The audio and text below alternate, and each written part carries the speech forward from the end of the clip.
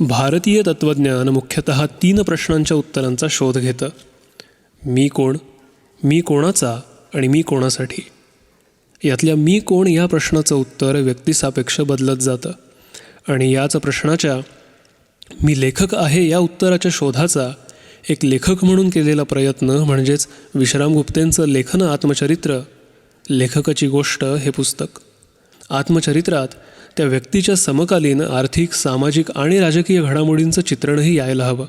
आत्मचरित्रकाराच्या जीवनात येणाऱ्या व्यक्तींबद्दलच केवळ ते लिखाण नसायला हवं. गुप्ते आपल्या या गोष्टीत सामाजिक आणि राजकीय गोष्टींचा वेधही घेतात व त्यांना आपल्यापरीनं डिकोड करण्याचा प्रयत्नही करतात. मराठी साहित्याबद्दल ते म्हणतात की मराठी लेखक हे प्रायः कौटुंबिक लिहितात. तसं लिहिणं हे वाईट अजिबात नाही, पण अपूर्ण आहे. जे ग्रेट साहित्य असतं ते माणसाला भेडसावणाऱ्या समस्यांना हात घालतं. 70च्या दशकात महाराष्ट्रात 2 राजकीय गट पडले होते आणि त्याचा प्रभाव साहित्यावरही पडला होता. त्यातला एक गट होता दलित क्रांतिवादी आणि दुसरा गट होता समाजवादी किंवा कम्युनिस्ट क्रांतिवादी. क्रांतिकारी म्हटलं की बऱ्याच लेखकांचा तोल जातो आणि तो सावरण्यात त्यांची बरीच ऊर्जाही खर्च होते. 80च्या दशकात सामाजिक कार्यात बाबा आमटेंनी तरुणांना एक क्रिएटिव्ह फोकस दिला. मध्यमवर्गीय व्यक्तीला समाजकार्याचं एक सुप्त आकर्षण असतं आणि ते शमवणारं एक रोमॅन्टिक मॉडेल बाबांनी दिलं. याचाही काही काळ गुप्तेंवर प्रभाव राहिला, जो विकास आमटेंकडून दुखावला गेल्यामुळं जमिनीवर आला.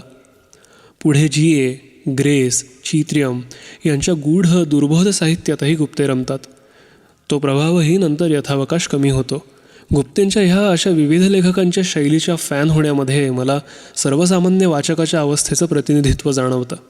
मी काहीही वाचलं तरी ते चांगलंच वाटायचं आणि मी त्या शैलीत वाहून जात असे. ही गुप्तेंची प्रामाणिक कबुली मला मानवी वाटते, त्यामुळं ती जास्त अपीलही होते. जेव्हा गुप्ते V.S. नायपॉलियनचं चरित्र वाचतात त्यावेळी त्यांना जाणवतं की जसं नायपॉलियनला स्वतःला असं वाटलं होतं की आपल्यातलं मटेरियल आता संपलं आहे, आपली बॅटरी डिस्चार्ज झाली आहे, तेव्हा ते जगाच्या प्रवासाला बाहेर पडले.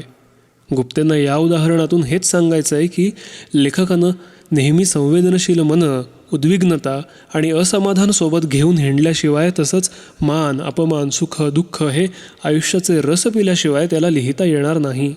लेखकानं नेहमी अस्वस्थ राहायला हवं. हे वाचताना मला जॉन स्टुअर्ट मिलची आठवण झाली. मिल म्हणतो की it is better to be a human being dissatisfied than a pig satisfied. Better to be a Socrates dissatisfied than a fool satisfied. समाधानी डुकरापेक्षा मला असमाधानी सॉक्रेटिस बनणं कधीही आवडेल. नायपॉलियनच्या चरित्रात त्यांच्याबद्दल नागडं सत्य सांगितलं आहे आणि नायपॉलियनचा त्यावर काही आक्षेपही नाही. जे आहे ते हे असं आहे. मराठीत हे असं स्वतःबद्दलचं कठोर सत्य सांगण्याची हिंमत कुणी दाखवली आहे का, असा रोकडा सवालही गुप्ते विचारतात. आपण जसे आहोत तसं स्वीकारण्याची तयारी बऱ्याच लोकांमध्ये नसते. त्याला साहित्यिकही अपवाद नाहीत. ही मंडळी मग पुढं नार्सिसिझमचे शिकार होतात. ही आत्मप्रवणता मग लेखकाला स्वतःला तर मारक असतेच, शिवाय त्याच्या भोवतालच्या साहित्यिक पर्यावरणाला सुद्धा ती मारक ठरते. मराठी साहित्यामध्ये टोकाची खलप्रवृत्ती फार दिसत नाही, जी पाश्चात्य साहित्यात सर्रास दिसते. काही सन्माननीय अपवाद वगळता मराठी साहित्य हे ग्रामीण, कौटुंबिक किंवा ऐतिहासिक यातच जास्त रमलेलं दिसतं. याला डिकोड करताना गुप्ते म्हणतात की आनंद ही आम्हा भारतीयांची आद्य प्रेरणा आहे, म्हणून आपल्याकडं शोकांतिका फार प्रसूत होत नाहीत. लेखक होणं म्हणजे केवळ भाषेवर प्रभुत्व मिळवणं नव्हे, आपले कॉन्टॅक्ट्स वाढवणं नव्हे, ज्येष्ठ लेखकांच्या पायाशी बसून अनुग्रह मागणंही नव्हे, तर लेखक होणं म्हणजे भानात येणं होय. नेहमी असंतोषी राहणं, अस्वस्थ राहणं होय. आपलं लिखाण कालातीत व्हावं, त्या लिखाणानं प्रत्येक पिढीला पथदिग्दर्शन करावं, यालाच लिखाणाचं झेन होणं असं गुप्ते म्हणतात. असं झेनकडे वाटचाल करणारं लिखाण करायचं असेल तर मराठी साहित्यानं प्रादेशिकतेची कोंडी फोडून उदात्तता स्वीकारायला हवी. संत परंपरेतही उदारवृत्ती दिसते. संतांच्या जीवनात भौतिक व आध्यात्मिकतेचा समन्वय दिसतो. नंतर ढसाळ, नेमाडे, मर्ढेकर, चित्रे यांनी ऐहिक सुखाला प्राधान्य देत पारलौकिक सुखाला न्यून ठरवलं. मौजेच्या आखीव रेखीव सौंदर्यवादी लिखाणाला दलित साहित्यानं सुरुंग लावला.